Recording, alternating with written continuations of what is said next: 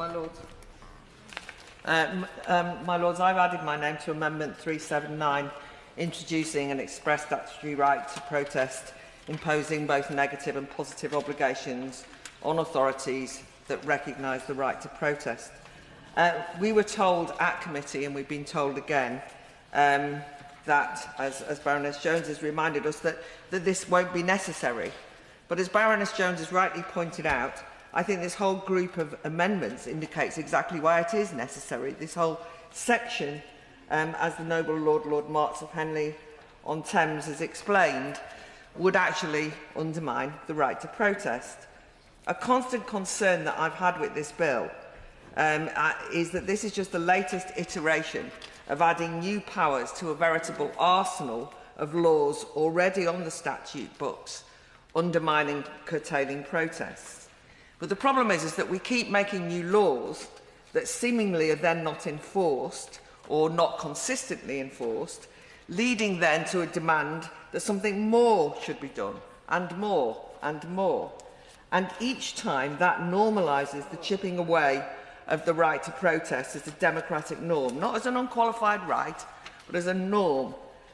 I'm just back from Manchester, where last week 2 masked and armbanded pro-Ayatollah supporters, apologists for the terror-backing Iranian regime, and Khomeini supporters, rode horses on the streets of Manchester at Iranian dissidents in the middle of the day. It was terrifying, it was intimidating, it was violent in many ways. And the thing that really struck me was that the Greater Manchester police officers, who were asked why they didn't intervene, just shrugged and said, "What can we do?" Now, I'm not advocating that we have a new law specifically banning the riding of horses by pro-Islamists through the streets.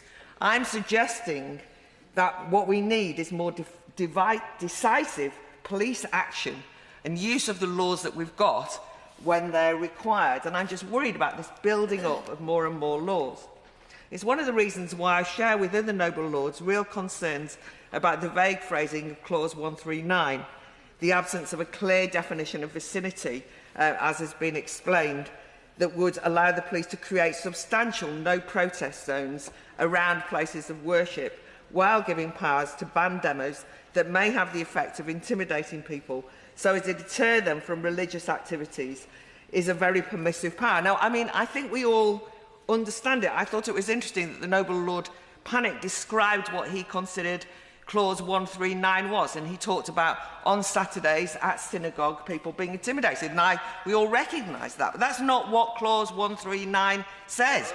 I mean, I'd be more sympathetic. I'd be more sympathetic if it was what the clause said. But in fact, it's a very general clause that might have some very unintended consequences. And I have no sympathy with a lot of those pro-Palestinian demos in the vicinity of synagogues, the ongoing intimidation of Jewish citizens. But the police already have extensive powers to arrest people for religiously aggravated hate speech, as we heard in great detail at report last week. Why aren't they using them?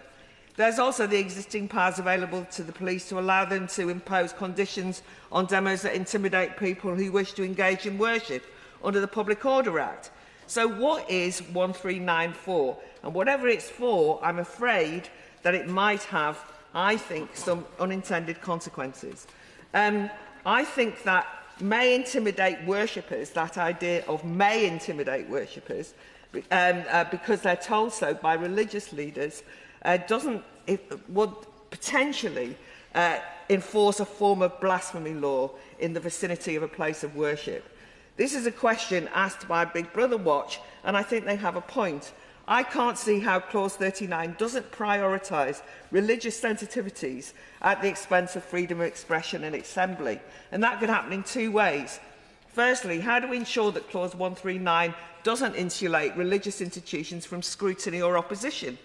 It could be that, for example, victims of sexual abuse by religious leaders might want to protest outside, well, I don't know, a Church of England church or a Catholic cathedral. It could be that former Muslim women who want to protest against, for example, religious practices such as FGM or the enforced wearing of burqas could also be barred. Secondly, just based on the sheer number of places of worship in the country, that in a country that's so religiously diverse and closely populated as Britain, could mean that a significant proportion of the country could be turned into no protest zones, and that's been explained. But a single street could be the site of a specific private business, media organisation, government health institution, alongside various places of worship. Wouldn't Clause 139, as it's presently drafted, allow worshippers or religious leaders to ask police to preemptively restrict protest, not aimed at them at all, but covering topics that the religious might consider offensive or intimidating?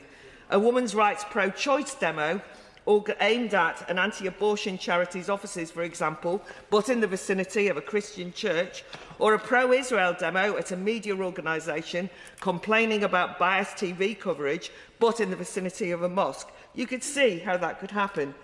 Many issues, when viewed through the lens of religious sensibilities, could be claimed to be intimidating to worshippers. Clause 39 could seriously censor and silence such views in relation to protest bans, even though it's not what the noble and learned Lord Panic thinks Clause 39 is about. No doubt it's not what the government think Clause 39 is about, but it's what the drafting of Clause 39 would allow. Then, just on the ban on face coverings, the JCHR has noted that the lack of a clear definition of what could constitute a protest in relation to the new offence of concealing identity and would indeed could it criminalise all forms of identity concealment, and that would unjustifiably interfere with the right to peaceful protest. The noble Lord Strasburger's Amendment 369 is so modest and proportionate, but I think it's so important because it tackles what Justice has noted as poor drafting that could make criminals of protesters who have legitimate reasons for insisting to remain anonymous. All that the noble Lord Strasburger suggests is a reasonable excuse clause, and that wouldn't stop the police dealing with those wearing face coverings to intimidate and avoid arrest. Although, as we've heard, the police already have such powers under the Criminal Justice and Public Order Act, but regardless, they don't use them. These new powers, however, I think are problematic. And the thing that's most extraordinary, and I raised this at committee, but maybe the noble Lord the Minister can answer it this time, is the government knows that you can't have a blanket ban. So it's made 3 exemptions. The 3 exemptions are for religious, health or work reasons. But those exemptions seem to me to be completely arbitrary. I mean, I've got no idea why you chose those 3 exemptions. And they're certainly inadequate as a way of reflecting very important reasons why a protester may want to protect their privacy in public. To those who cry, as they did at committee, that if you've done nothing wrong, then you should have nothing to hide, why would you wear a face covering? Those who say that, I would suggest, have never worked in one of the many public sector workplaces where having the wrong opinions can lead you, for example, to be disciplined or treated with social ostracism.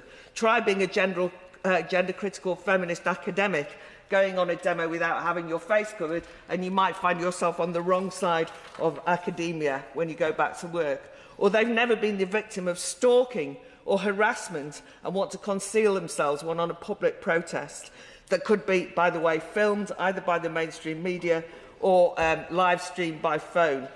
Or they're people who've never been someone who's had to defy their strict community or religious strictures or prohibitions, or have never been a transnational dissident taking on the Iranian or the Chinese regime.